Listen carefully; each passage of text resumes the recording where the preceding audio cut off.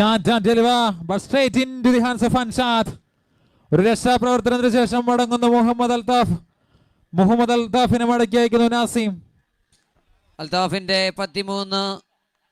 14 പന്തുകളിലെ 29 റൺസുകൾ ടീമിനൊരു നിർണായക ഇന്നിംഗ്സ് ആയി മാറുമ്പോൾ ക്രീസിൽ നിലയുറപ്പിച്ച് 4 സിക്സറുകൾ സ്കോർ ബോർഡിലേക്ക് അടിച്ചിട്ട് അൽതാഫ് മടങ്ങുമ്പോൾ മികച്ചൊരു ബാറ്റിംഗ് പ്രകടനം കാഴ്ചവെച്ചാണ് അൽതാഫ് മടങ്ങുന്നത്.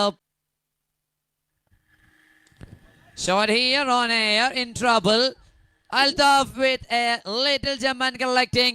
ഒരു ചെറിയ ചാട്ടത്തിൽ കൈകൾ ഉയർത്തിയ ചുമന്ന പന്തിനെ കൈപ്പിടികൾ ഒതുക്കുമ്പോൾ 6ാം വിക്കറ്റും നഷ്ടമാകുന്നു. Now it's time for a new batter to join. That's Gil Manian. Announce another hat-trick opportunity for Nasim.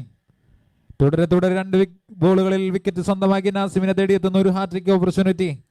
Can Nasim find a hat-trick in the last over on a hat-trick delivery? On air. Opportunity for a hat-trick and completes it. Nasim got the hat-trick.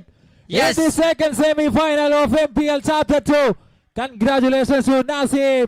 ശൂന്യതയിൽ നിന്നും അത്ഭുതങ്ങൾ ഒരിക്കൽ കൂടി തന്റെ ടീമിന് വേണ്ടി last ഓവറിൽ സമ്മാനിക്കുന്നു നാസിം. നേടിയെടുക്കുന്നു 500 രൂപ ക്യാഷ് പ്രൈസ് കൂടെ. Hat-trick four Nazim FS4 challengers Udayagiri.